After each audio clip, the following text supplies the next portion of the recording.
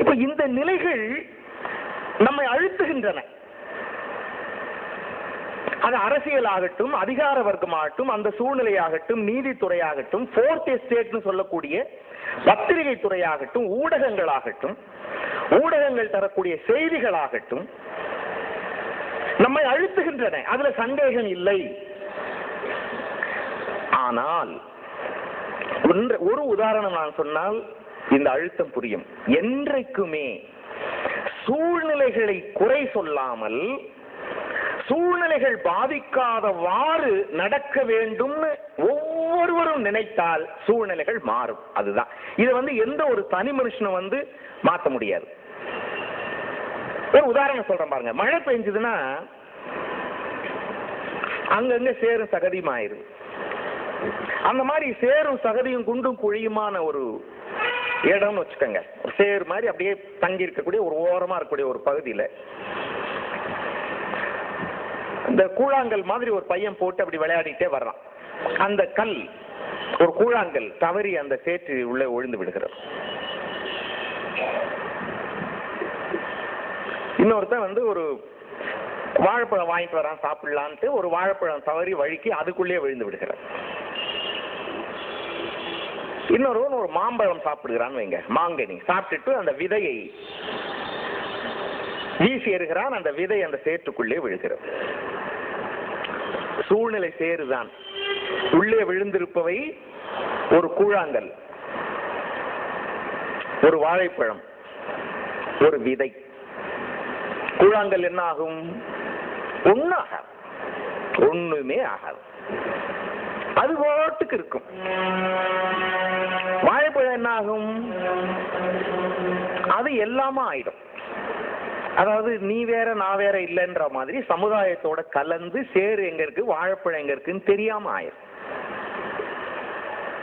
விதை என்ன ஆகும்? அந்த விதை அந்த சேற்றையே பயன்படுத்தி கொண்டு தன்னையே கிழித்து கொண்டு வெளியே மரமாக வெளிப்பட்டு கிடைக்கும். இப்ப கேள்வி, நாம் கூழாங்கல்லா வாழைப்பழமா வீரியமிக்க விதையா என்பதுதான். நம்ம வாழைப்பழமா இருந்தா சூழ்நிலை நம்மை அழிக்கும். நாம் வெறும் கல்லாக இருந்தால் நம்ம வாழ்க்கை நம்ம பாட்டுக்கு வாழ்ந்துட்டு போகும். நாம் விதையாக இருந்தால் இந்த சூழ்நிலையில் கூட நம்மால் முளைத்து நிற்க முடியும். அதுதான் உண்மை. நாம் வீரியமிக்க விதையாக இருக்கிறோமா இல்லையா என்பதுதான் கேள்வி. அதுதான் புதிய ஆத்திச்சூடியிலே பாரதி எழுதுகிறான். அவன் எப்படி எழுதுகிறான்? வைய தலைமைகள் அப்படின்னு எழுதவன் வீரியமிக்க விதையாக இருக்க வேண்டும் எழுதுகிறான். நம்ம ஒருவருக்கும் அப்படி நம்பிக்கை இருக்கணும். இந்த சூழ்நிலையை பற்றி எனக்கு கவலை இல்லை. சூழ்நிலைகளை மேல நம்ம பழி போட முடியாது. இன்னைக்கு நிலைமை எப்படி ஆயிடுச்சுன்னு கேட்டீங்கன்னா, நாட்டுல நம்ம இளைஞர்கள் படிக்கிறாங்கல்ல, பொதுவாகவே நீங்க சாதாரணமா கொஞ்சம் சமூக பிரஜையோடு பேசுகிறவர்கள் எல்லாருமே ஒரு கருத்தை சிந்திப்பார்கள். என்னன்னா, நம்ம சமுதாயமே ரெண்டு பிரிவா ஆயிட்டு வருதுப்பா. ஒண்ணு பணக்காரனாவே ஆயிட்டு போறான், ஏழையாவே ஆயிட்டு போறான். இந்த கருத்து நம்ம எல்லாருக்குமே இருக்கிறது. பணம் சம்பாதிக்கிறவன் சம்பாதிக்கிறான். அது குட்டியும் போடுது பெட்டியிலேன்னு எழுதினார் பட்டுக்கோட்டை. எது? பெட்டியில இருக்கக்கூடிய பணம் வட்டியாக குட்டி போடுகிறதுன்னு எழுதினார்.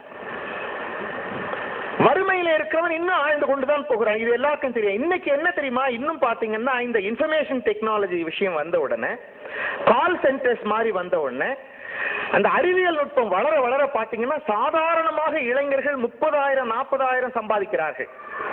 தமிழ்நாடு முழுக்க ரியல் எஸ்டேட் பூம் ஆயிருச்சு. உண்மையா இல்லையா? நிலத்தினுடைய விலை ஏறி போச்சு. எல்லோருமே பேசுகிறார்கள். இன்ஃபர்மேஷன் டெக்னாலஜினால கம்ப்யூட்டர் இன்ஜினியரா இருக்கிறவங்க அப்படி பணம் சம்பாதிக்க சாதாரணமாக. ஒரு அப்பா அதை டிவிலேயே விளம்பரப்படுத்துறானே, அவங்க அப்பா இத்தனை வருஷமா குப்பை கொட்டாததை என் பொண்ணு இப்பவே சம்பாதிச்சிட்டான்னு ஒரு பொண்ணு பெருமையா பேசுறாங்க. ஒரு அம்மா இத்தனை வருஷமா மொத்தமா சம்பாதிக்க மொத்தமா சம்பாதிக்காதத ஒரு மாசத்துல சம்பாதிச்சிருவோம். இது ஒரு பக்கம். ஆனால் வறுமை நிலையிலே இருக்கக்கூடியவர்களை பார்த்தால் இன்னும் அதைவிட மோசமான வறுமை நிலையிலே இருந்து கொண்டுதான் இருக்கிறார்கள். அவர்கள் மேம்படுவதற்கு என்ன வழி நமக்கு தெரியவில்லை. சரி, இவங்க வசதியா இருக்கிறாங்களே, பணம், அவங்க எப்படி இருக்கிறார்கள் என்று கேட்டால் ரெண்டு பேருக்கும் ஒரு விஷயம் ஒத்து போகிறது. என்னன்னா, ரெண்டு பேருக்குமே நாட்டை பத்தி கவலை இல்லைன்றதுதான் உண்மை. அது ரொம்ப பெரிய பணம் சம்பாதிக்கிறவங்களா இருக்கட்டும், ஒண்ணுமே இல்லாதவங்களா இருக்கட்டும், அவங்க ரெண்டு பேருக்குமே காமன் எனிமி சமுதாயம் தான்.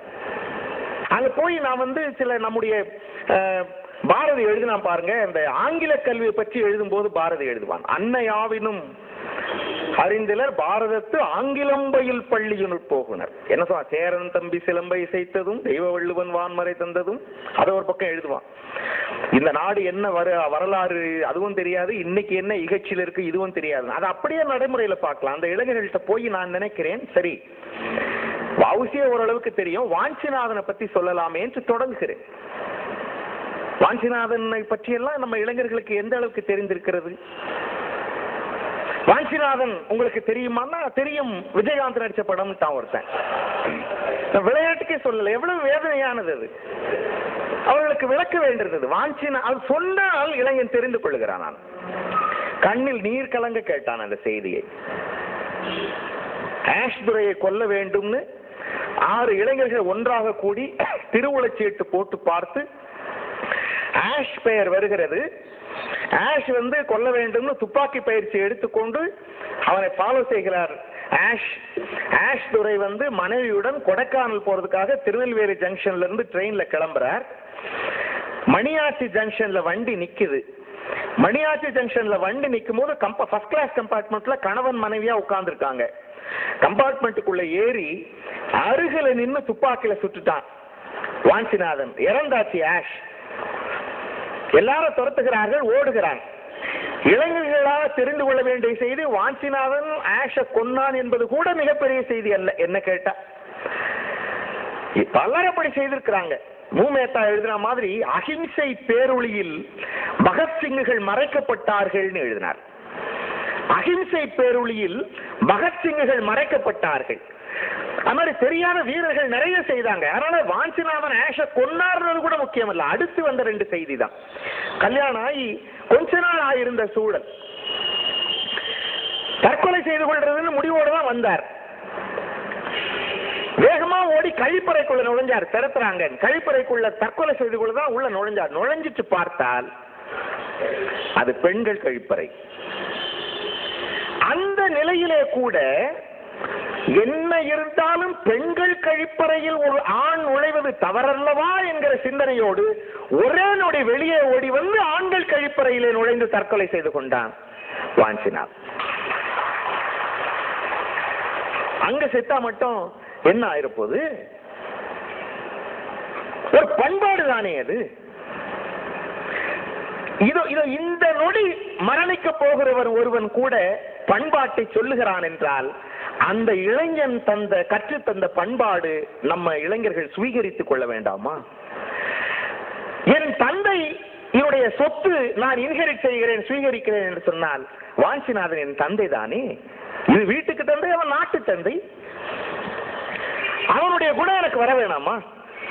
வாயை திறந்து அப்படியே சுட்டுட்டு செத்து போறான். செத்த உடனே அவனுடைய உடல்களை ஆராய்கிறார்கள். பல கடிதங்கள் கிடைக்கின்றன. அதுல ஒண்ணு கிடைச்சது. இன்னொன்னு என்ன தெரியுமா? Platform ticket.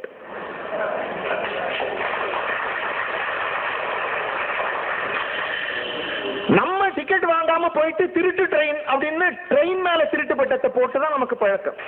எப்படி வந்தா திருட்டு ரயில் ஏறி வந்தேன். இந்த நொடி இறக்க போகிறவன் கூட பிளாட்ஃபார்ம் டிக்கெட் வாங்கிட்டு போக வேண்டும் என்கிற விதி, ஒரு ரூல். ரூல் என்றால் ரூல் தான். அண்ணா சொன்ன மாதிரி law makers are the law breakers என்றானால் என்ன? இந்த செய்தி இளைஞனுக்கு சொன்னால் கேட்டுக்கொள்கிறான். இல்லாவிட்டால் வாஞ்சிநாதன் என்றால் கேப்டன் நடித்த சினிமா தான் நினைவுக்கு வருகிறது. அதனால்தான் நம்பிக்கை தரக்கூடிய, தெரிந்து கொள்ளக்கூடிய செய்திகளை சொல்லுகிறோம். பொதுவாக நம்முடைய இளைஞர்கள் ஜாலியாக இருக்க விரும்புகிறார்கள், மகிழ்ச்சியாக இருக்க விரும்புவதில்லை. நான் இப்படி சொல்லிட்டு அவங்க கிட்ட கேட்டேன், ஜாலிக்கும் மகிழ்ச்சிக்கும் என்ன சார் வித்தியாசம்? கண்டிப்பா வித்தியாசம் இருக்கு. என்ன வித்தியாசம்? இன்னைக்கு இளைஞர் எப்படி இருக்கா அப்படி இருக்கிறது ஜாலி தான். ஜாலினா என்ன? எதை பத்தியும் கவலை கிடையாது. 4 பேர் 5 பேர் சேர்ந்து பேசி பேசி சிரிப்பான். என்ன பேசுறான், எதுக்கு சிரிக்கிறான் அவனுக்கும் தெரியாது, அடுத்தவங்களுக்கும் தெரியாது. பாடம் சொல்லி கொடுக்குற வாதியாருக்கு பட்ட பேர் வச்சு அதை சொல்லி சிரிக்கிறது, பஸ் ஸ்டாண்ட்ல நின்று எல்லாம் வர்றாங்களா போறாங்களா, சரியான நேரத்துக்கு வந்துட்டாங்களா, ஏன் லேட்டு, உடம்பு சரியில்லையா, அம்மாவுக்கு உடம்பு சரியில்லைனா கூட கவலைப்பட மாட்டான். இன்னைக்கு பஸ் ஸ்டாண்ட்ல வரவங்க நீங்க நேரத்துக்கு வரலையா, உடம்பு சரியில்லையா, பஸ் லேட்டு, இவ்வளவு கவலைப்படக்கூடிய இளைஞர் ரொம்ப ஜாலி தான். எதை வேணா கிண்டல். நான் கூட ஒண்ணு கேள்விப்பட்டேன், ஒருத்தர் சொன்னார், எப்படி வேணா பண் பண்ணி வாத்தியாரங்களை கிண்டல் பண்றதுல ஒரு மகிழ்ச்சியா. இப்ப என்ன விட இன்னும் மோசமான தளரக்கூடிய ஒரு வாத்தியார்னு வைங்க, மழை பெஞ்சி சேரும் சகதியமா இருக்க இடத்துல அப்படி வேகமா நடந்து போனாராம். ஒரு பையன் வழுக்க போகுதுன்னு நானும், யாரடா வழுக்கன்னு கேட்டா, சார் வழுக்க போகுதுன்னு சொன்னா. சார் பார்த்து போங்க சார். மகிழ்ச்சினா என்ன? மகிழ்ச்சி வேறு. என்னுடைய கடமையை நான் ஒழுங்காக செய்வதனால் எனக்கு ஒரு நிறைவு வருகிறது பாருங்கள், அதன் பெயர் மகிழ்ச்சி. நான் முதல் மாச சம்பளம் வாங்கி கொண்டு போய் இவ்வளவு நாள் அப்பா பணத்துல செலவு பண்ணேன், வரவில்லாமல் செலவுகள் செய்து மகிழ்ந்திருந்தோமேன்னு கண்ணதாசன் பாட்டு எழுதினான். நான் ஒரு வேலைக்கு போய் முதல் மாச சம்பளத்தை வாங்கிட்டு போய் வீட்டுல இருக்கக்கூடிய எங்க அம்மா கையில கொடுக்கறேன். எங்க அம்மா அதை வாங்குறாளே, அதை வாங்குற நேரம் அவளுக்கு ஒரு உணர்ச்சி வருமே, அவ கண்ணுல ஒரு அப்படியே ஒரு நீர் படலம் கட்டுமே. அதை வாங்கி அப்படியே எடுத்துட்டு நேரா எங்க போவா, நேரா பூஜை அறைக்கு போய் இப்ப அந்த சாமி படத்துக்கிட்ட வச்சுட்டு, எப்பா கண்ணை திறந்துட்டு என் பிள்ளை எங்கேயோ கிடந்து கஷ்டப்படுறான், எப்படிலாம் இருந்தான், இனிமேல் என் பிள்ளை உருப்பட்டுருவான் அப்படின்னு அந்த தாய் மகிழ்ச்சியோட பேசுற நிலையை இருக்கு. அந்த உணர்ச்சியை இளைஞன் அனுபவித்து விட்டால் அவன் மகிழ்ச்சிக்கும் ஜாலிக்கு இருக்கக்கூடிய வித்தியாசத்தை தெரிந்து கொள்வான். சம்பாதிச்சு பிள்ளை கொடுக்கிற பணத்தை பார்த்தோன்னா பில்கேட்ஸ் கூட பிச்சைக்காரன் அம்மா. என் பிள்ளை சம்பாதிச்சிருக்கக்கூடிய 5000 ரூபாய் பெருசுன்னு நினைப்பா. ஆனால் அதை இளைஞர்களுக்கு நாம் சொல்ல வேண்டி இருக்கிறது. நீங்க ஒண்ணு பாருங்க, மிக குறிப்பாக சொல்றதா இருந்தா, ஒண்ணு என்ன நினைக்கிறோம்னா, ஜாலியா இருக்க வயசுல ஜாலியா இருக்கணும்பா, ஏதோ ஜாலியா இருக்கிறதுக்குன்னு ஒரு வயசு இருக்குது, அதுக்கப்புறம் ஜாலியாவே இருக்க முடியாது. இப்படி நம்மளே அப்படிதான் நமக்கு சொல்லி தரப்பட்டது, நாம் அப்படித்தான் சொல்லுகிறோம். நம்முடைய நாவுக்கரசர் சத்யசீல ஐயா உங்களுக்கு எல்லாம் கேள்விப்பட்டிருப்பீங்க. அவங்க மேடையில ஒரு உதாரணம் சொல்லுவாங்க, அது இது பொருத்தமான இடம்ன்றதுனால சொல்றேன். நீங்க கேள்வி கூட பட்டிருக்கலாம் சில பேர். மனுஷன், நாய், குரங்கு, மனுஷன், நாய், குரங்கு, கழுதை, 4 பேரும் கடவுள் கிட்ட போனாங்க. கடவுள் எவ்வளவு வருஷம் ஆயுள் அப்படின்னு ஒவ்வொருத்தரும் கூட, எல்லாருக்கும் 20 வருஷம் கொடுத்தேன்னு தரேன். கொஞ்சம் வருஷம் போச்சு, மறுபடியும் 4 பேரும் கடவுளை பார்க்க போனான். நாய் சொல்லிச்சான், கடவுளே 20 வருஷம்லாம் என்னால வாழ முடியாது. ஏன் வாழ்க்கை ஒரு வாழ்க்கையா? எவன் தப்பு பண்ணாலும் ஏன்டா நாயன்னு என்ன திட்டுற மாதிரி திட்டுறானுங்க. நல்ல குணம் என்கிட்ட இருக்கு, அதை பத்தி யாரும் பேச மாட்டான். என்னால எல்லாம் இந்த மாதிரி பண்ண முடியாது, எல்லா நாயுமா ஏசி கார்ல போகுது, அதுக்கு அந்த நாயே கொடுத்து வச்சிருக்கணும் போல இருக்கு. என்ன பண்ணணும்னு கேட்டார் கடவுள். ஒரு 10 வருஷத்தை குறைச்சிரு. சரி குறைச்சிட்டேன். அதுக்கப்புறம் கழுதை, உனக்கு என்ன?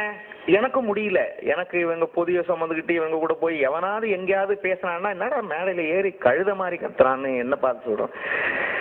என்ன வேணும்? 10 வருஷத்தை குறை. சரி குறைச்சிட்டேன். குரங்கு, உனக்கு என்ன வேணும்? எனக்கும் குறை, எனக்கு என்னால முடியல, குரங்கு வாழ்க்கை வாழ முடியல. அடுத்து மனுஷன், சரி உனக்கு எவ்வளவு குறைக்கணும்? குறைக்கணுமா? 20 வருஷம் போதாதுப்பா, என்ன வேணும்? எனக்கு கூட வேணும். எவ்வளவு வேணும்? ஏன் அப்போவாது வாயை ஒழுங்கா வச்சு கேட்டுக்கலாம்ல. இவன் கேட்டானா, இந்த நாய், கழுத, குரங்குக்கெல்லாம் குறைச்சிங்களே, அதை எனக்கு கொடுங்கன்னு கேட்டான். சரின்னு கேறான் கடவுள். அதனாலதான் பாத்தீங்கன்னா 20 வருஷம் ஜாலியா இருப்பான். 20 வயசு வரைக்கும் தான் ஜாலியா இருப்பான். அதுக்கப்புறம் தான் நாய் வாழ்க்கை ஆரம்பிக்கும். நாய் வாழ்க்கை என்ன, ஃபைல் எடுத்துட்டு கம்பெனியா லோலோன்னு திரிய வேண்டியது. எவனாவது வேலை கொடுப்பியா. நாய் வாழ்க்கை முடிஞ்ச உடனே பாருங்க கழுத வாழ்க்கை. கழுத பொதி சுமக்கிற மாதிரி குடும்பத்தை சுமந்து, அம்மா அப்பாவை சுமந்து, பொண்டாட்டியை சுமந்து, புள்ளையை சுமந்து, அது முடிஞ்சா கடைசியா வர்றது குரங்கு வாழ்க்கை. மரத்துக்கு மரம் போறப்பாடுற மாதிரி திண்ணைக்கு தின்ன உட்காந்து, சேருக்கு சேர் உட்காந்து, எவனாவது ஏதாவது கொடுக்க மாட்டான்னு போறது வரதெல்லாம் பார்த்துட்டு, சின்ன பிள்ளைங்க கிட்ட புடுங்கி தின்னுக்கிட்டு, ஒண்ணு பார்த்துட்டுங்க, நீங்க தொலைக்காட்சியில சில காட்சிகள் பார்க்கலாம். நான் இது வந்து ஒரு செய்திக்காக சொல்லுறேன், அதை தாண்டி எடுக்க வேண்டாம்.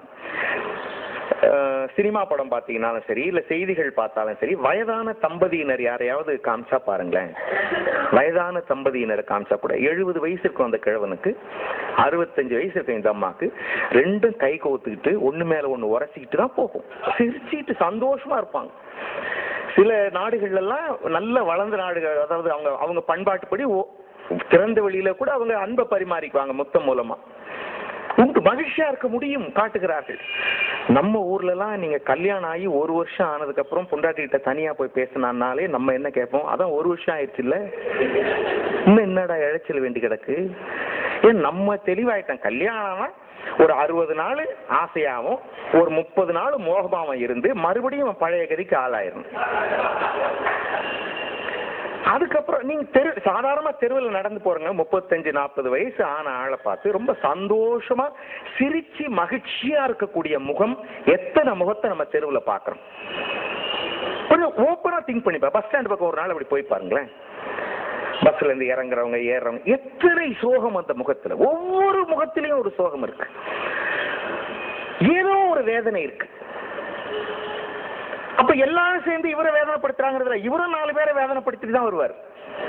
நமக்கு அது தெரியறது இல்ல. நாம் அடுத்தவரை காயப்படுத்துகிறோம், அடுத்தவர்கள் நம்மை காயப்படுத்துகிறார்கள். வாழ்க்கையே அப்படி போகிறது இல்லை.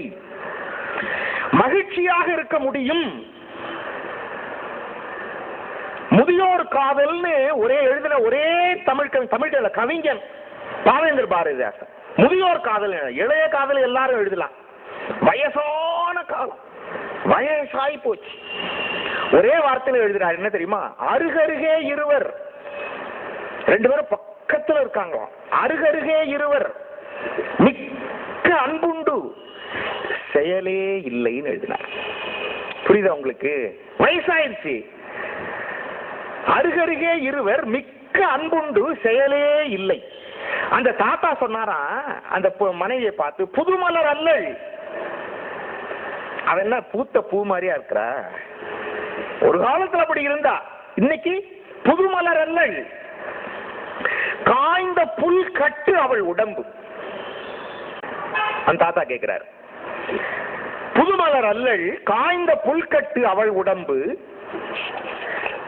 சதிராடும் நடையாள் அள்ளல், தள்ளாடி விழும் மூதாட்டி, மதியல்ல முகமவளுக்கு, வரல் நிலம் குழிகள் கண்கள், எது எனக்கு இன்பம் நல்கும், இருக்கின்றாள் என்பது ஒன்றே. அவன் என் பக்கத்துல இருக்கிறாயா, அப்ப நான் எவ்வளவு மகிழ்ச்சியா இருப்பேன். அதுதானே மனம் முதிர்ச்சி. ஒரு வருஷம் ஜாலியா இருந்துட்டு அப்புறம் ஜாலியா இருக்க கூடாதுன்னா அப்ப நம்ம காதல் என்பதை உடலோடு நிறுத்தி விடுகிறோம் என்று பொருள் அல்லவா? இப்ப என்னைக்கு மகிழ்ச்சியா இருக்க முடியும்னா நீங்க வச்சுக்கோங்க, ஒன்ன நினைச்சு பார்க்கலாம். இது இப்படி நினைச்சு பார்க்கலாம் பாருங்க. நம்ம கிட்ட எல்லார்கிட்டயுமே, நான் உட்பட, நானே என்கிட்ட 3 விஷயங்களை நான் நீக்கணும்னு நினைக்கிறேன். 3 விஷயத்தை நான் நீக்கணும், 3 விஷயத்தை சேர்க்கணும் அப்படி நினைச்சுக்கலாம். அது என்ன சார் 3ன்னா சரி 4 வச்சுக்கோங்க, ஒண்ணும் இல்ல, ஒரு கணக்குக்காக. எப்படி? பெரிய சிக்கல்களுக்கு என்ன காரணம்னா, முதல் காரணம், முறையில்லாததற்கு நாம் ஆசைப்படுகிறோம். முறையில்லாததற்கு ஆசைப்படுகிறோம். நம்முடைய ஆசைகள் பல சமயத்துல சரியா இருக்கிறது இல்ல, முறையா இருக்கிறது. எப்படி? என்னுடைய தகுதியை மீறி எனக்கு ஆசை வருகிறது. நான் ஒன்னும் இந்த ஆசையே துன்பத்துக்கு அடிக்க அதெல்லாம் போல, அத்தனைக்கும் ஆசைப்படுகிறார் அப்படின்னு எழுதினார் ஜக்கி. முறையற்ற ஆசை. நீங்க ராமாயணத்துல பரதன் ஒரு பாத்திரம் உண்டு பாருங்க. அண்ணாக்கு ஒன்னும் ராமாயணம் பிடிக்காது, பேரறிஞ அண்ணாக்கு. ஆனா அவருடைய புனை பெயர்ல ஒண்ணு என்ன தெரியுமா? பரதன். பரதன் எனக்கு முடியாதுன்னா ராமகிட்ட போய் கெஞ்சனா, நீ எடுத்துக்கன்னு. அவனும் முடியாதுன்னா சரி வேற வழி இல்ல, பாதுகை எடுத்துக்கிட்டு வந்தான். பாதுகைய நாற்காலியில உட்கார வச்சுட்டு இருக்க வச்சுட்டு இவன் நந்தியம்பதின்ற ஒரு இடத்த தவம் செய் கோலனா இருந்தான் 14 வருஷம். 14 ஆண்டுகள் முடியுது. 14 ஆண்டுகள் முடிஞ்ச உடனே முடிஞ்சிருச்சுன்னு டைம் தெரிஞ்சது. ராமன் வந்து இலங்கையில நிக்கிறான். இலங்கையில நின்ன உடனே அனுமன் அழைச்சி சொன்னா, அனுமா 14 வருஷம் கரெக்டா முடியுது, இந்நேரம் நெருப்பு குண்டத்துல இறங்குறதுக்கு தயாரா இருப்பான் பரதன், நீ போய் நெருப்பு அணைச்சிட்டு வாங்கிட்ட போய் சொல்லு, நான் வந்துகிட்டே இருக்கேன்னா. அதே மாதிரி அனுமன் வர்றான், இவன் நெருப்பு குண்டத்துல இறங்க இருந்தான் 14 வருஷம். இது கதை. இந்த கதையை பத்தி நான் சொல்ல போறதில்ல. இதுல நமக்கு செய்திகள் உண்டு. முதல் செய்தி என்ன தெரியுமா? அம்மா ஆட்சி பொறுப்பு வாங்கி கொடுத்துட்டா. இவன் ஒண்ணும் பண்ணல, இவன் சும்மா தான் இருந்தான். அவன் ஆட்சி அடுத்து இவன் தான், ஏன்னா அப்பா இறந்தாச்சு, அண்ணன் காட்டுக்கு போயாச்சு, இவன் தான் ராஜா. வேண்டாம் என்றான். ஒரே காரணம் என்ன தெரியுமா? இது எனக்கு உரியது இல்லாதது, எனக்கு உரிமை இல்லாத ஒன்று எனக்கு வேண்டாம். அவ்வளவுதான். எனக்கு உரிமை இல்லாத ஒன்று எனக்கு வேண்டாம். எனக்கு இந்த சில சினிமா தியேட்டர்ல இல்லைன்னா சில அரங்குகள்ல பெரிய தண்ணி ட்ரம் வச்சு பக்கத்துல டம்ளர் வச்சு அதுக்கு சங்கிலி போட்டு கட்டிருப்பாங்க பாருங்க. இத பார்க்கும் போதெல்லாம் இந்த நினைவுக்கு வரும். ஏன் கட்டிட்டான்? யார் மேல அவனுக்கு அவ்வளவு நம்பிக்கை? எங்க ஜஸ்டிஸ் இஸ்மாயில் ஒருத்தர் கேட்டார், ஒரு அவருடைய நண்பர் தான், எல்லா இடத்துலயும் வச்சிருந்தா பரவாயில்ல, ஹைகோர்ட்டுக்குள்ள வச்சிருக்கான். அவர்கிட்ட இவர் கேட்டாரா, மற்ற இடத்துல வச்சிருந்தா பரவாயில்ல, ஹைகோர்ட்ல ராமலிங்கம் மாதிரி வக்கீல், உங்களை மாதிரி ஜட்ஜி தானே வராங்க, அப்புறம் ஏன் அங்க அப்படி வச்சிருக்காங்க? அவர் சொன்னாங்க, உங்களை மாதிரி ஆளும் அப்பப்ப வரான் இல்லன்னு. தெருவில் ஒரு ஒரு 50 ரூபா கிடந்ததுன்னா யாருக்கும் தெரியாம அதை எடுக்கிறதுக்கு நம்ம என்ன பாடுபடுவோம்? எடுக்கணும்னு ஆசை இருக்கும், யாரையும் பார்க்க கூடாது, யாரும் பாத்திரக்கூடாதுன்னு இருக்கோம். கர்ச்சிஃபை கீழே போடுற மாதிரி போட்டு, கர்ச்சிஃபை எடுக்கிற மாதிரி ஒரு 10 மண்ணையும் சேர்த்து அள்ளி. ஒன்றை மனதில் வைத்துக் கொள்ளுங்க, எனக்கு உரிமை இல்லாதது வேண்டாம்ன்ற நினைப்பு எனக்கு வந்து விட்டாலே, உரிமை இல்லாத மட்டுமல்ல, பரதன் என்ன நினைக்கிறான், எனக்கு தகுதி இல்லைன்னு நினைக்கிறான். அண்ணனுக்கு தான் தகுதி, உரிமை மட்டுமல்ல தகுதி. அப்போ எனக்கு தகுதி இல்லாத ஒன்று எனக்கு வேண்டாம்னு நினைத்தாலே நம்முடைய கவலை பாதி போயிருங்க. நம்முடைய கவலையும் போகும், சமுதாயத்தினுடைய கவலையும் போகும். பல இடங்கள்ல பொருத்தமில்லாத இடத்தில் தகுதி இல்லாதவர்கள் அமர்ந்திருப்பதுதான் பல சிக்கல்களுக்கு காரணம். நீங்க எழுதி வைத்துக்கலாம். கண்ணதாசன் சினிமா பாட்டுல தான் எழுதினார், யாரை எங்க வைக்கிறதுன்னு யாருக்கும் தெரியல.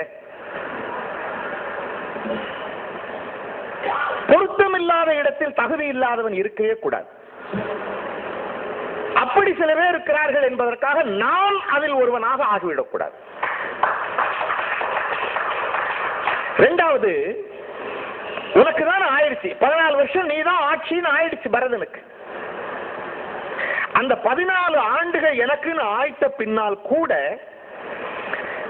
என்னுடைய கடமையை செய்தேனே தவிர அதிலே எனக்கு இருக்கக்கூடிய உரிமையை நான் பயன்படுத்திக் கொள்ளவில்லை. பரதனுடைய பெருமையை தான், ஆட்சியாளராக இருந்த கடமையை செய்தானே தவிர ஆட்சியாளனுக்குரிய உரிமையை அவன் பயன்படுத்திக் கொள்ளவில்லை. நாம் உரிமைகளை பற்றி கவலைப்படுகிறோமே தவிர கடமைகளை பற்றி கவலைப்படுவதில்லை. உரிமை ஒரு நான் இந்த நாட்டு குடிமகை, எனக்கு இது கூட உரிமை இல்லையா அப்படின்னு கேட்போம். எனக்கு இது உரிமை இல்லையா? ஏன் சைக்கிள் ஓட்டிட்டு போவேன், என் டயர் பஞ்சர் ஆயிரும், என்னடா ஆட்சி நடத்துறீங்கன்னு கேட்பேன். இந்த நாட்டில் ஒரு குடிமகன் சைக்கிளை தள்ளிட்டு போக முடியுதாரா? உரிமைகளை பற்றி நான் ரொம்ப கவலைப்படுகிறோம். உரிமைகள் வேண்டும். இன்னொன்னு வச்சுக்கோங்க, அதுக்காக உரிமை வேண்டாம் என்பதல்ல. உரிமை இல்லாத ஒரு மனுஷன் வாழவே முடியாது. உரிமை இல்லாத வாழ்க்கை அடிமை வாழ்க்கை. அடிமை வாழ்க்கை நமக்கு இருக்கக்கூடாதுன்னு நம்ம தலைவர்கள் பாடுபட்டார்கள், அது உண்மை. ஆனா என் உரிமைக்கு லிமிட் இல்லையா? சரி, உரிமையை பற்றி பேசுகிற போது என்னுடைய கடமையை பற்றி யோசிக்க வேண்டாமா? உடனடியானா எனக்கு சம்பளம் தர வேணும்ன்றது எனக்கு வேலை வாங்குறவனுடைய கடமை, அவன்கிட்ட கேட்க வேண்டியது என்னுடைய உரிமை. லாபத்துல எனக்கு போனஸ் தரணும், என் உரிமை. ஆனால் நான் செய்ய வேண்டிய வேலைன்னு ஒண்ணு இல்லையா? அப்ப பரதன் கேரக்டர் அதை சொல்லி தரலையா எனக்கு? உரிமைகளை பற்றி கவலைப்படக்கூடியதை எந்த அளவுக்கு கவலைப்படுகிறோனோ அதை பற்றி நான் என்னுடைய கடமையை பற்றி கவலைப்பட வேண்டும். அதை விட மூணாவது பாருங்க, 14 வருஷம் முடிஞ்சிருது. முடிஞ்ச அந்த கணம் கொஞ்சம் கூட சலனம் இல்லாமல் இதோ நான் இறங்கிட்டேன், இன்னையில இருந்து நீதான் ராஜான்னு அப்படியே பதவியை விட்டுட்டு இறங்க தயாராயிட்டு. எந்த பதவியில் இருந்தாலும் பதவியின் சுகம் கொஞ்சம் கூட ஒட்டாமல் வாழ பழகி கொண்டோம் என்றால் நாம் வெற்றி அடைகிறோம்னு பொருள். ராஜ்நாராயணன் தான் எழுதுவார், அதிகாரிகள் எங்க போனாலும் அவங்க பின்னாலேயே சேரம் ஒட்டிக்கிட்டே போதும். அவருக்குரிய பாணியில் எழுதுவார். நீங்க பாருங்க, ஒரு ஒரு கிளர்க்கா இருந்து ஹெட் கிளர்க் ஆயிட்டாலே அவருடைய நடை உடை பாவனை மாறிடுறது இல்லையா? ஒரு பொறுப்பு இருந்தா அந்த பொறுப்பினுடைய சுகம் என்னை தாக்கிக் கொள்ளுகிறது. ஏன் பதவி இல்லாம இருக்க முடியல? அந்த சுகம். 4 பேர் வணங்குறான், கார் கதவை திறந்து விடுறான், வேண்டாம் தான் இவர் முதல்ல சொல்லுவான். ஆனா கூட இருக்கும் சும்மா இருக்க மாட்டான். என் கையே உங்க கார் கதவை திறக்கிறதுக்கு தான் கடவுள் படைச்சாருன்னுவான். அதுக்குதான் இந்த கை. இப்படியே சொல்லி அவனை ஒரு வழியை ஆக்கி அவன் அதை நம்ப ஆரம்பிச்சு பதவி இல்லாம இருக்க முடியறதே இல்லைன்னு ஆயிப்போச்சு. அது ஏதோ நீங்க பெரிய பதவின்னு இல்லை, ஒரு சாதாரண ஒண்ணுமே இல்லாத ஒரு அசோசியேஷன் 10 பேர் இருப்போம், அதுக்கு செக்ரட்டரிக்கு 2 பேர் அடிச்சுக்குவோம். ஒரு பிளாட் அசோசியேஷன் வச்சுக்கோங்களேன், பிளாட்ல எத்தனை பேர் இருக்கீங்க? இந்த பிளாட் ஓனர்ஸ் அசோசியேஷன்ல வரக்கூடிய பிரச்சனை, அதுல தலைவருக்கும் செயலாளருக்கும் ஒத்து போகாத அதுல ஒரு 3 குரூப் இருக்கும். அது ஔவை நடராஜன் வேடிக்கை சொல்லார், ஒரு தமிழன் இருந்தால் சும்மா இருப்பான், 2 தமிழன் இருந்தால் ஒரு சங்கம் ஆரம்பிப்பான், 3 தமிழன் ஆனால் சங்கம் 2 ஆகிவிடும். ஏன்னா இவன் ஒரு சங்கம் ஆரம்பிப்பான், அவன் ஒரு சங்கம் ஆரம்பிப்பான், ஒருத்தர் 2 சங்கத்திலும் இருப்பான். எது சர்வே ஆகுதோ அதுல இருக்கலாம். அப்போ முறையில்லாததற்கு நாம் படக்கூடிய ஆசைகள் என்பது நம்முடைய இளைஞர்களுக்கு இல்லாமல் இருந்தால் ரொம்ப நல்லது. அதுதான். அப்புறம் இன்னொன்னு பாருங்களேன், ஒரு தேசிய குணம் நமக்கு இருக்கு. 2 விஷயம். ஒண்ணு அதுல பொறாமை. வெளியே காட்ட மாட்டோம், ஆனா மனசுக்குள்ள நமக்கு பொறாமை இருக்கா இல்லையான்னு நம்ம ஆராய்ஞ்சு பார்த்துக்கணும். தனம் தரும், கல்வி தரும், ஒரு நாளும் தளர்வரியா மனம் தரும், நெஞ்சில் வஞ்சமில்லா இனம் தரும். அப்ப அந்த காலத்திலே நம்மள மாதிரி ஆள் இருந்திருக்காங்க. இல்லைன்னா ஏன் இப்படி எழுதணும்? இனம் சேர்றதுனாலே நெஞ்சில வஞ்சம் இல்லைன்னு கொள்ள முடியாது. நீங்க கலையாத கல்வியும் குறையாத செல்வமும் கபடு வாராத நட்பும். அப்ப என்னன்னா மனசுக்குள்ள ஒண்ணு வச்சுட்டு வெளியே நம்ம வேற ஒரு மனசுக்குள்ள இந்த பொறாமை, நம்ம இன்னொருத்த வந்தா நமக்கு பிடிக்க மாட்டோம். அதுலயே இன்னொரு விஷயம் நீக்கிறது நினைச்சாக்கா நமக்கு தேசிய குணமே என்னன்னு கேட்டீங்கன்னா பின்னால பேசுறது, புறம் பேசுதல். நீங்க நான் வேடிக்கையா சொல்றது ஒரு பஸ்ல போறீங்க இல்ல ட்ரெயின்ல போறீங்க, நீங்க 4 பேர் 5 பேர் ஃப்ரெண்ட்ஸ் பேசிட்டே போனாங்கன்னா சும்மா அப்படி கேட்டு பாருங்க, இவங்க 4 பேரும் சேர்ந்து இல்லாத ஒருத்தனை பத்தி குறை சொல்லி பேசுவோம். அவன் சரியில்லை, அவன் விளங்க மாட்டான், என்ன சொன்னாலும் புரிய மாட்டான், அவன் சரியில்லை, அவன் இப்படியே 4 பேர். அடுத்து ஒரு ஸ்டேஷன்ல பஸ் ஸ்டாண்ட்ல நிற்கும் வண்டி, அதுல ஒருத்தன் இறங்குவான். இப்ப இந்த 3 பேர் யாரை பத்தி பேசுவோம்? இறங்குறவனை பத்தி தான் பேசுவோம். போறான லூசு, அவன் இருக்கும்போது நமக்கு சொல்ல தோணாது, லூசு. அவனை பத்தி அடுத்ததுல இன்னொருத்தன் இறங்குவான் பாருங்க, அவனுக்கு தெரியும் டே நான் இறங்கினப்புறம் நீங்க என்ன பத்தி.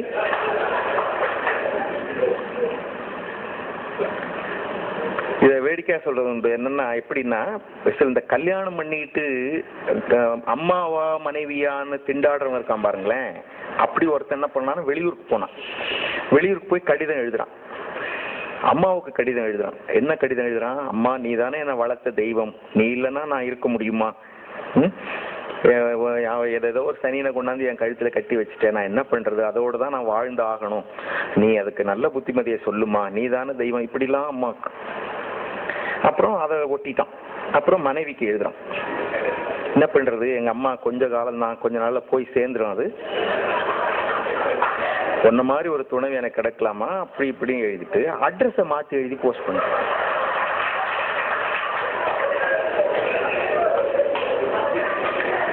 திருவள்ளுவர் வேடிக்கையா எழுதினார், புறம் கூறி பொய்த்து உயிர் வாழ்தலின் சாதல் அறம் கூறும் ஆக்கம் தருவான். செத்து போடா அதுக்கு பதிலா வள்ளுவன் சொல்றான். ஆனா பாருங்க, நமக்கு ஒரு தேசிய நோயா இல்லையா? நேர்ல ஆகோ ஓகோன்னு பேசுறேன், பின்னால தப்பா பேசுறேன். என்னுடைய ஒரு நண்பரை பத்தி இன்னொரு நண்பர்கிட்டயே தப்பா பேசுறேன். சரியில்லப்பா அவன். அது உண்மையிலே அக்கறையில சொன்னாலும் பரவாயில்ல, பொறாமை காரணமாக புறம் கூறி பேசுகிறேன்.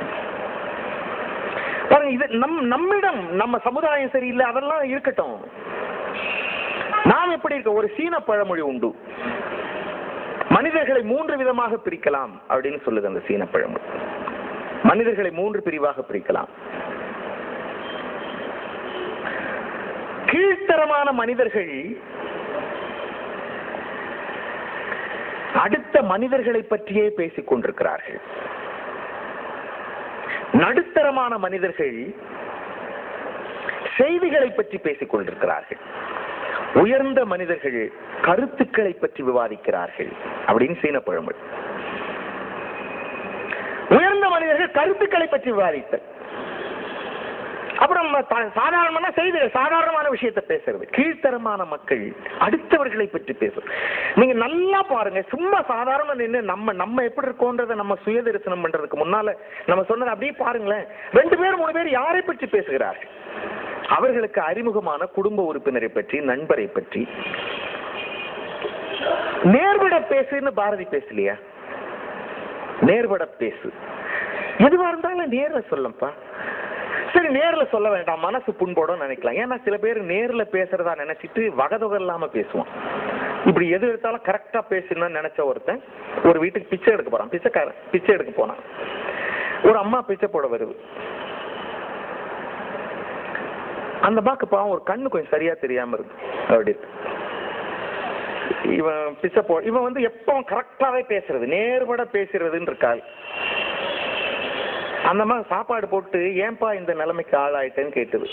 அதுக்கு அவன் சொன்னானா, உள்ளத சொல்லியே கெட்டுட்டம்மா, நொல்ல கண்ணியம்மா சோறு போடுன்னு. நானும் கிராமப்புறங்களுக்கு பழமொழி சொல்லுவாங்க, உள்ளத சொல்லி கெட்டவம்மா நொல்ல கண்ணியம்மா சோறு போடுன்னு. ஏங்க நேர்பட பேசுறதுன்னா அப்படி பேசுறதுன்னு அர்த்தம். எந்த செய்தி நான் யார் மீது அக்கறை கொண்டிருக்கிறோனோ அவரிடம் என்னுடைய கருத்துக்களை நான் ஓப்பனா பேசிக் கொள்ளலாம் இல்லையா? எப்படி பேசுகிறேன்? அப்புறம் கனியிருப்ப காய்க வருந்துன்னு வள்ளுவன் எதுக்கு சொன்னா? நல்ல வார்த்தைகளில் சொல்லலாம். ஆக நம்மிடம் நீக்க தகுந்த செய்திகளாக நிறைய இருக்கு. நம்மிடமே இந்த நீக்க தகுந்த செய்திகள் என்ன அப்படின்னு நம்ம நினைத்துக் கொள்ள வேண்டும். கபடு வாராத நட்பு அப்படின்னு பேசுகிறோமே, நாம் சரியா? நீங்க ஒண்ணு பாருங்களேன், நம்ம எல்லாருமே நினைக்கிறோம் நண்பன் துரோகம் பண்ணிட்டதா. ஒவ்வொருத்தருக்குமே ஒரு அனுபவம் இருக்கு. ஒவ்வொருத்தருக்கும் ஒரு, யார் வேணா பேசி பாருங்க, அவனை நம்பி கேட்டுட்டங்க, அவனை நம்பி கேட்டுட்டேன். இந்த வார்த்தை நமக்கு வராம இல்லை யாருக்குமே. ஒன்ன மறந்துடுறோம், நம்ம நம்பியும் யாரோ கேட்டிருக்காங்க. உண்மை, நமக்கு அது தெரியல. நீங்க அனுமனுடைய வரலாற்றை பத்தி பேசும்போது, அனுமன் குரங்கு தானே, அது என்ன பரம்பரையில வந்ததுன்றதுக்காக ஒரு பழைய புராண கதை ஒண்ணு உண்டு. அது வந்து ஹியர்சே மாதிரி, அதாவது செவி வழி கதைன்னு வச்சுக்கோங்க. காட்டு வழியா ஒருத்தன் போனானா, பின்னால ஏதோ நடந்து வர சத்தம் மாதிரி கேட்டு திரும்பி பார்த்தா ஒரு புலி வேகமா வருது. பயந்து போய் விறுவிறுன்னு ஓடி போய் பக்கத்துல அந்த மரத்து மேல ஏறிட்டான். பாதி மரம் ஏறிட்டு மேல பார்த்தா ஒரு குரங்கு உட்காந்து, மனுஷ குரங்கு. மேல குரங்கு, கீழே புலி. கீழே போனா புலி அடிக்கும், மேல போனா குரங்கு அடிக்கும். இப்படி பாக்குறான், குரங்கு அவனை கூப்பிட்டுச்சு, சரி வா மேல வா. இவன் அப்படி பார்த்தான், ஏதோ ஒரு சாயல் தெரியுது. மேல குரங்கு பார்த்தோன்னே நம்ம முன்னோர்னு பார்த்த உடனே தெரியுது இல்ல, சரி அதனால புலியை விட குரங்கு பரவாயில்லன்ட்டு அப்படி மேல போனான். மேல போனா குரங்கு உட்கார்ந்தான். இப்ப புலி சொல்லிச்சுங்க, பாரு எனக்கு பசிக்குது, அவனை கீழே தள்ளி விடு. குரங்கு சொல்லிச்சு, இல்ல இல்ல நான் கூப்பிட்ட உடனே மேலே ஏறி வந்துட்டான், அவன் என் நண்பன், நண்பனா ஏத்திட்டா நான் தள்ள மாட்டேன், நண்பனுக்கு துரோகம் செய்யக்கூடாது. உடனே புலி சொல்லிச்சான், யார வேணா நம்பு, மனுஷ பயல நம்பாத, மனுஷ பயல நம்பாத, ஒழுங்கா தள்ளி விடு. குரங்கு முடியாதுன்னு சொல்லிட்டு அந்த மரத்துக்கு மரம் தாவி கனி காய் கொண்டு கொடுத்துச்சு. இவன் சாப்பிட்டான். சாப்பிட்ட உடனே நமக்கு இயல்பா ஒண்ணு நடக்கும், என்னது? உண்ட மயக்கம். ஆமா, உடனே தூக்கம் வந்தது. குரங்கு சொல்லிச்சு, பத்திரமா படுத்து தூங்கு, கீழே கீழே விழுந்துற போற புலி இருக்கு. இவன் நல்ல அகலமான கிளையில அப்படியே சாஞ்சின்னு தூங்கினான். இப்ப புலி சொல்லிச்சு கீழே, அது போறதா இல்ல, வேற முதல்ல தான் அவன் கண்ணு முழிச்சிருக்கும் போது நட்பு துரோகம் பண்ண மாட்டேன் அப்படி இப்படின்னு சொல்லிட்டு டயலாக் பேசினேன். தள்ளி விட்டுரு, தூக்கத்துல உருண்டு விழுந்ததா சொல்லிடலாம். இப்ப குரங்கு சொல்லிச்சான், எந்த அளவுக்கு அவன் என்ன நம்புனான்னா தூங்குவான். நான் நண்பன் சொன்ன உங்ககிட்ட அதை அவன் நம்பி தூங்குறான். நம்பிக்கை துரோகம் எவ்வளவு பெருசு, நான் பண்ண மாட்டேன். நண்பனுக்கு துரோகம் மட்டும் பண்ணும். புலி சொல்லிச்சு என்னதான் அது பார்க்கலாம் அப்படின்னு அது உட்கார்ந்துருக்கு. நம்மால் தூங்கி முழிச்சான். குரங்கு சொல்லிச்சு நான் கொஞ்ச நேரம் தூங்குறேன், நீ கீழே மட்டும் இறங்கிடாத, புலி இருக்கு அப்படின்னு குரங்கு தூங்குச்சு. புலி சொல்லிச்சு, இங்க வர்ற எனக்கு பசிக்குது, மனுஷ கறியா குரங்கு கறியா எனக்கு வித்தியாசம் கிடையாது, நீ குரங்கு பிடிச்சி தள்ளி விடு, சாப்பிட்டுட்டு நான் போயிடுறேன். நம்மால் என்ன பண்ணிருப்பான், எவ்வளவு கரெக்டா சொல்றேன் பாருங்க. அப்படி பார்த்தா குரங்க தள்ளி விட்டான். குரங்கு கீழே விழுந்த குரங்க புலி தூக்கி நிறுத்தி, நான் சொன்ன கேட்டியா, யார நம்பினாலும் நம்பு, மனுஷ பயலை நம்பாதன்னு சொன்ன கேட்டியா, இன்னொரு சான்ஸ் தான், இப்போ மேல போய் அவனை தள்ளி விடு அப்படின்னு புலி கீழே நிக்குது. இவ குரங்கு மேல விறுவிறுன்னு ஏறுது. நம்மால் நடுங்கி உட்கார்ந்துருக்கான். மேல ஏறிட்டு குரங்கு சொல்லிச்சான், அவன் தான் மனுஷன் நண்பனுக்கு துரோகம் பண்ணிட்டான், நம்ம மிருகம் நம்ம நண்பனுக்கு துரோகம் பண்ணலாமா, நான் பண்ண மாட்டேங்க. இது புராணத்துல இருக்க ஒண்ணு. நண்பனுக்கு துரோகம் பண்றதுன்றது மனித இனத்துக்கு உண்டு. இப்போ நான் நினைக்கிறேன், என்ன என் நண்பர்கள் எனக்கு துரோகம் பண்ணார்கள் நான் நினைக்கிறேன், என் பார்ட்னர் என்னை ஏமாத்திட்டாருன்னு நான் சொல்றேன். கல்யாணம் அனுப்புறம் அவன் மாறி போயிட்டான்டான்னு நான் சொல்றேன். A married friend is a dead friend. கேள்விப்பட்டிருக்கீங்களா? கல்யாணமான நண்பன் இறந்த நண்பனுக்கு சமம் பேசுகிறேன். நான் எப்படி இருக்கேன், நான் அதை நினைக்கிறது இல்லை. இப்போ இந்த விஷயங்கள் எல்லாம் நாம் நீக்க வேண்டிய விஷயங்கள். சரி, நாம் சேர்க்க வேண்டிய விஷயங்கள் ஒரே ஒரு விஷயம், அடுத்தவர் உணர்வுகளை மதித்தல். அடுத்தவர் உணர்வுகளை மதித்தல். அதாவது நான் ஒரு சொல் சொல்றேன்னு வச்சுக்கோங்களேன், இந்த சொல் உங்களை காயப்படுத்த கூடாதுன்னு நான் எச்சரிக்கையா இருக்கணும். என்னுடைய சொல் உங்களை காயப்படுத்தக்கூடாது.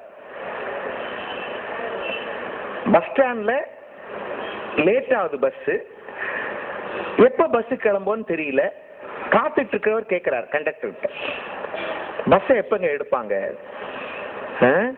சொந்தக்காரங்களுக்கு எல்லாம் சொல்லி விட்டுருக்கு, வந்த உடனே எடுப்பாங்கன்றார். பாருங்க, நகைச்சுவையா நான் பேசுறதுன்றது வேற.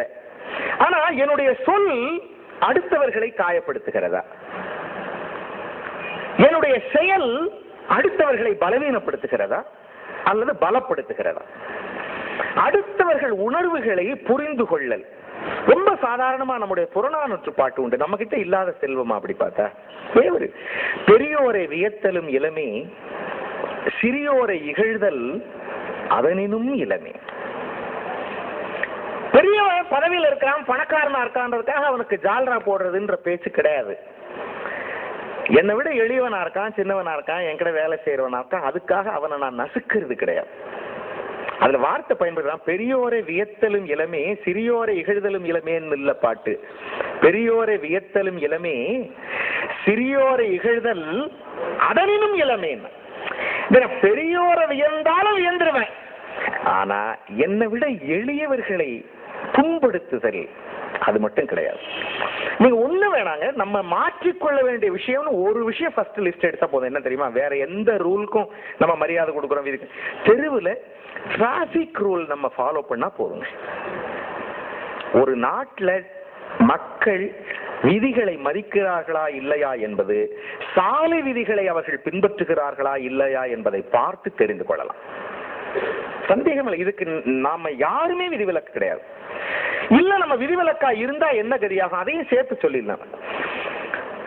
பச்சை எரிது போயிட்டே இருக்கும், மஞ்சள் விழுந்துருச்சு, இப்ப இங்க நிறுத்திட்டாதான் சேஃப், சிவப்பு மாறப்போகுது. இப்ப நான் நிறுத்தலாம் நினைச்சா எனக்கு பின்னால வர என்னை விட மிகப்பெரிய வாகனம் ஹாரன் அடிச்சுக்கிட்டே வந்து நான் நிறுத்தினா என்ன க்ளோஸ் பண்ணிட்டு போறதுக்கு தயாரா பின்னால வரும். அதுவும் உண்மையா இல்லையா? இப்போ நீங்க அதுவும் உண்மை. இப்ப நான் நிக்காம போறேன் அப்படின்னு சொன்னா நான் மட்டுமே கூட பல சமயங்களில் காரணமாக இருப்பதில்லை. அழுத்தமும் இருக்கிறது. சுவிட்சர்லாந்துக்கு ஒரு முறை போற மாதிரி சூழ்நிலை வந்துச்சு. ஜூரிச்னு ஒரு இடம் உண்டு சுவிட்சர்லாந்து. ஒரு நல்ல டிசம்பர் மாசம் குளிர், பனி கொட்டும், அப்படியே மல்லிப்பூ மாதிரி. அந்த அது என்ன சொல்லுவோம், பனி இல்லை அது, அந்த துகள் கொட்டும். அப்போ அப்படியே சும்மா ட்ராம்ல போலாம் அப்படின்ட்டு போற இடத்துல இறங்கி போனா ஒரு இடத்துல பிளாட்ஃபார்ம் சாலை, நடைபாதை சாலை சந்திக்கிற இடத்துல அப்படியே மலர்லாம் கொட்டி வச்சு மலர் கொத்தா இருக்கு. நிறைய மெழுகுவத்தி எரியுது. ஒரு இரவு 8 மணி அளவில் இருக்கும்னு வச்சுக்கோங்களேன். மெழுகுவத்தி எரிஞ்சிக்கிட்டே இருக்கு, நிறைய மெழுகுவத்தி அணைஞ்சிருக்கு, நிறைய பூ இருக்கு. அப்படியே அதை யாரோ அது ஒரு இருக்கிறதாவும் செய்தி யாரும் நினைக்கல, அதை சுத்தி போறாங்க. இப்படி நடக்குது. என் கூட வந்து நண்பர்கிட்ட கேட்டா அது என்னது சம்பந்தமே இல்லாம இருக்கு, கோயில் மாதிரியும் தெரியல, ஒண்ணுமே இல்லை. அவர் சொன்னார் பாருங்க, நமக்கு ரொம்ப வியப்பா இருக்கும். ஒரு 15-20 நாளைக்கு முன்னால அந்த நடைபாதை இருப்பாங்க, மீதி பிளாட்ஃபார்ம்ல இருந்து ரோட்டுக்கு ஒரு பெண் இறங்குற இடத்துல வேகமா வந்த ஒரு கார் மோதி அவ இந்த இடத்துல இறந்துட்டா. அந்த இறந்த இடத்துல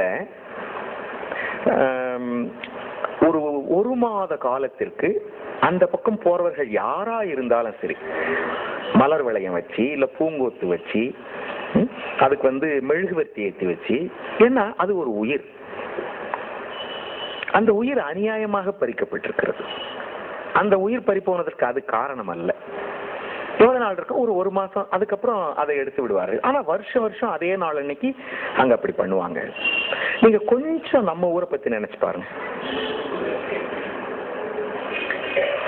அது மிக குறிப்பா கனரக வாகனங்களில் இருப்பவர்கள் ஈருருளை வாகனங்கள்ல வரவங்களை பத்தியோ சின்ன வாகனங்களை பத்தியோ மதிக்கிறது இல்லையே.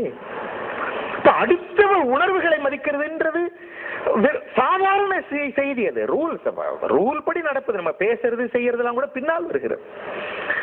இதே ஒரு நான் தனிப்பட்ட முறையில சரி, நான் அதனால மறுபடியும் சமுதாயத்தை குறை சொல்லி போக வேண்டாம். நான் எப்படி இருக்கேன், என்னுடைய எந்த சொல்லும் என்னுடைய எந்த செயலும் அடுத்தவர்களை பாதிக்காது, அடுத்தவர் உணர்வுகளை பாதிக்காமல் இருக்க வேண்டும். அதுதான். அப்புறம் ஒரு விஷயத்தில் தெளிவா இருக்கும், என்னன்னா கடின உழைப்பு, விடாமுயற்சி. இந்த ரெண்டும் தாரக மந்திரம். ஏன் கடின உழைப்புன்னு சொல்றோம்னா, நம்ம சமுதாயத்துல பல பேர் உழைக்காமலேயே பெரிய ஆளாயிட்ட பல பேரை நம்ம பாக்குறோம். உண்மையா இல்லையா சார்? நீங்க சாதாரண ஒரு அலுவலகத்துல இருக்கிறீங்க, அந்த அலுவலகத்துல உங்களுக்கு ஒரு வண்டி வாங்குறதுனாக்கா ஒரு லோன் போட்டு அந்த லோனுக்கு 1000 பதில் சொல்லி அதுக்கு 30% மார்ஜின் பணம் கட்டி அப்புறம் லோன் வாங்கி மாசம் கட்டி ஒரு வண்டி வாங்குறீங்க. ஆனா சட்டத்துக்கு புறம்பான செயல்களை செய்யற ஒருத்தன் ஒரே மாசத்துல ஒரு வாரத்தை ஒரு ஆண்டுல கார் வாங்குறான். நடக்குதா இல்லையா நாட்டுல? அப்ப இது சாதாரண இளைஞனுக்கு என்னன்னா, அப்படி போனாதான் சம்பாதிக்க முடியும் போல இருக்குன்ற நினைப்பு வருது பாருங்க. அந்த நினைப்பு வந்துவிடக் கூடாதுன்றதான் முக்கியம். உழைத்து முன்னேற வேண்டும், அது நம்ம மனசுல இருக்கு. கடின உழைப்பு, செய்யற வேலையை சின்சியரா செய்யறது, எந்த வேலையாக இருக்கணும். மார்ட்டின் லூத்தர் கிங் ஒரு முறை சொன்னார், நான் என்னவாக இருக்கிறேன் என்பது அல்ல முக்கியம், அதை நான் எப்படி செய்கிறேன் என்பதுதான் முக்கியம். அதுக்கு ஒரு உதாரணம் சொன்னார். ஒருவேளை தெருப்பெருக்கக்கூடிய சாதாரண துப்புரவு தொழிலாளியாக நான் வேலைக்கு இருந்தாலும் கூட, மார்ட்டின் லூத்தர் கிங் சொன்னார், தெருப்பெருக்கக்கூடிய சாதாரண துப்புரவு தொழிலாளியாக நான் இருந்தால் கூட அந்த வேலையை எப்படி செய்வேன் தெரியுமா? ஒரு மிகப்பெரிய இசைக்கலைஞன் தன்னுடைய கையிலே இசைக்கருவிகளை வைத்துக் கொண்டு வாசிக்கிற போது எவ்வளவு ரசித்து வாசிப்பானோ அப்படி அந்த துடைப்பத்தை கையிலே வைத்துக் கொண்டு பெருக்குவேன். Martin Luther king. என்ன வேலை செய்கிறோன்றதுல முக்கியம், அதை நான் எப்படி செய்கிறேன் என்பது. நீங்க லிங்கன் வாழ்க்கையில நடந்த ஒரு செய்தியை கேள்விப்பட்டிருக்கீங்களா? அவர் ஜனாதிபதியாக, அவர் என்னவா இருந்தார்? அவருடைய தந்தை, அவர் ஜனாதிபதியாக இருந்தார். அவருடைய தந்தை காப்லர், செருப்பு தைக்கிற தொழிலாளி. பார்லிமெண்ட்ல விவாதம் நடக்குது.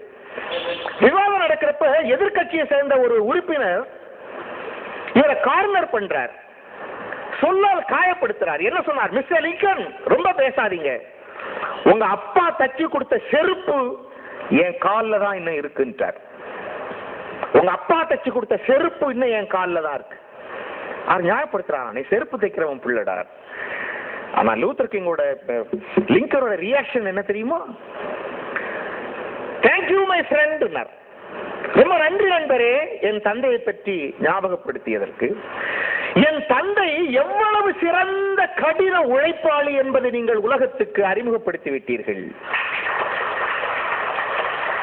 அந்த காலத்தில் என் தந்தை தைத்து கொடுத்த செருப்பு இன்னும் உங்கள் காலில் இருக்கிறது என்றால் என் தந்தை அவ்வளவு நன்றாக செருப்பு தைக்கிறவர்னு தெரிகிறது.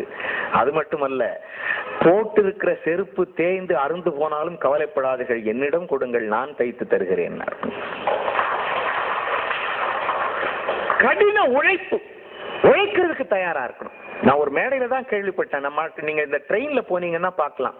ட்ரெயின்ல அந்த கம்பார்ட்மெண்ட்டுக்குள்ள நுழையும் போது, ஸ்டேஷனுக்குள்ள நுழையும் போது கையில ஒரு கம்பி வச்சுக்கிட்டு அந்த சக்கரத்தை அப்படி தட்டி தட்டி தட்டி தட்டி பார்ப்பாங்க. அப்படி கலாசின்னுவாங்க, அடிப்படை வேலை. அதுல ஒருத்தர் சேர்ந்தார், 35 வருஷம் வேலை செஞ்சுட்டார். அவருக்கு ஒரு பிரிவுபச்சார விழா நடத்துறாங்க. பிரிவுபச்சார விழா நடத்தி வீட்டுல கொண்டு வந்து விடுவாங்க. அன்னைக்கு என்னன்னா ஒரு மகிழ்ச்சியை கொண்டாடுதான், இனிமேல் வரமாட்டான், வீட்டுல கொண்டு விட்டுட்டு வந்துடுது. சொல்ல வழியில நின்று போறோம், வீட்டுல கொண்டு இந்த மாதிரி பிரிவுபச்சார விழா. அவரை எல்லாரும் இந்திரன் சந்திரன் பாராட்டுறாங்க. சும்மா இல்லாம ஏற்புரை வேற அவர் நிகழ்த்த சொன்னாங்க. அவரும் சொன்னார், 35 வருஷம் என்னோட சர்வீஸ், ஒரு குறை என்னுடைய வேலையில யாரும் சொன்னது, அன்பிளமிஷ்டு சர்வீஸ், ஒரு மெமோ கிடையாது, ஒரு சார்ஜ் எதுவுமே கிடையாது, மன திருப்தியோடு நான் வேலையில இருந்து ஓய்வு பெறேன். ஒரே ஒரு சந்தேகம், அதை மட்டும் தெரிஞ்சுக்கிட்ட மகிழ்ச்சியா ரிட்டையர் ஆயிருவேன். நான் வேலைக்கு சேர்ந்த அன்னைக்கு என் கையில ஒரு இரும்பு கம்பி கொடுத்து சக்கரத்தை தட்ட சொன்னீங்க, நானும் 35 வருஷம் தட்டிட்டேன். எதுக்கு தட்ட சொன்னீங்கன்னு மட்டும் சொன்னீங்கன்னா, வந்திருந்த தலைமை அதிகாரி வீட்டுக்கு போப்பா கேட்டு லெட்டர் போடுறேன். 35 வருஷம் தட்டிருக்கான், எதுக்கு செய்யறோம், ஏன் செய்யறோம்? பாருங்க, எந்த வேலை செய்கிறோம் என்பது அல்ல, அதை எப்படி செய்கிறோம் என்பதுதான். நான் என்னவாக இருக்கிறேன் என்பது அல்ல, நான் அதை எப்படி செய்கிறேன். நான் ஜட்ஜா இருக்கலாம், ஜட்ஜி முன்னால உஷ்ன்னு சொல்லிட்டு போற வேலையாளா இருக்கலாம், ஓனரா இருக்கலாம், கார் டிரைவரா இருக்கலாம். அந்த வேலையை நான் எப்படி செய்கிறேன்? ஒன்றை எழுதி கொள்ளுங்கள், செய்கிற வேலையில் அழுத்தம் திருத்தமாக மன தூய்மையாக செய்கிறவருக்கு வெற்றியின் கதவு திறந்துதான் இருக்கிறது, சந்தேகமே இல்லை.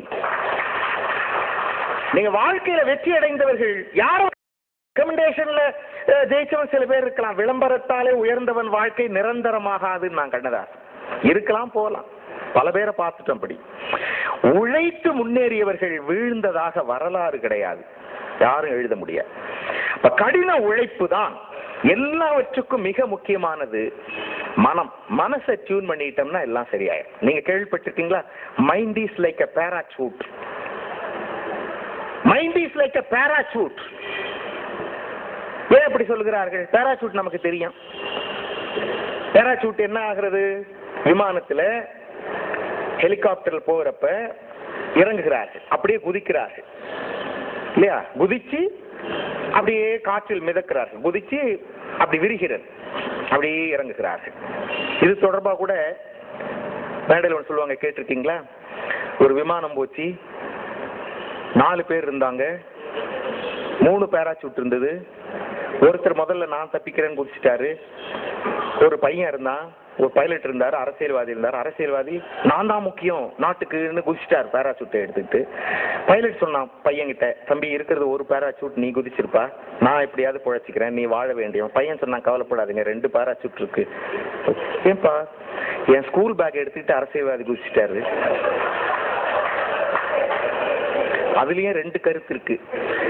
நம்ம அரசியல்வாதிகள் எவ்வளவு விவரமா இருக்காங்கன்றது ஒண்ணு, ஸ்கூல் பையனோட பேக் பேராசூட் மாதிரி இருக்குன்றது இன்னும். விரிகிறது. Mind is like a parachute. It works only when it opens. Parachute விரிகிற போதுதான் வேலை செய்கிறது. ஸ்கூல் பேக் எடுத்துட்டு விழுந்து அரசியல்வாதி கீழே விழுந்து செத்து போனார், ஏன்? அது விரியாது. பேராசூட் ஸ்விட்ச் ஆன் பண்ண விரியலனாக்கா தொப்புன்னு தான் விழணும். பேராசூட் எப்ப வேலை செய்கிறது? விரிகிற போதுதான். மனமும் பறந்து விரிகிற போதுதான் வேலை செய்கிறது. அதனால்தான் mind is like a parachute என்றார்கள். சமுதாயத்தை குறை சொல்லுவது அல்ல நம்முடைய பணியாக இருப்பது, அது அல்ல. அப்படி இருக்கலாம். சேற்றில் செந்தாமரைகள் முளைக்கக்கூடும். நாம் சரியாக இருக்க என்ற நம்பிக்கையோடு முடிந்து நம்ம 4 நல்ல வார்த்தைகளா பேசி தைரியம் கொடுக்கிற வார்த்தைகளை பேசினால் அதுவே ஒரு மிகப்பெரிய வெற்றி. மனத்தை சரியாக வைத்துக் கொண்டு நம்மை பக்குவப்படுத்திக் கொண்டால் அதுதான் வெற்றி என்று சொல்லி என்னுடைய சொற்களை நிறைவு செய்கிறேன். நன்றி, வணக்கம். வழங்கும் வல்லமை தாராயோ தொடர் நிகழ்ச்சியின் இன்றைய அரங்கினை இதோடு நிறைவு செய்கின்றோம். தொடர்ந்து அடுத்த நிகழ்ச்சியில் பங்கேற்போம் என்று சொல்லி இந்த நிகழ்ச்சியை நிறைவு செய்கின்றோம். நன்றி, வணக்கம்.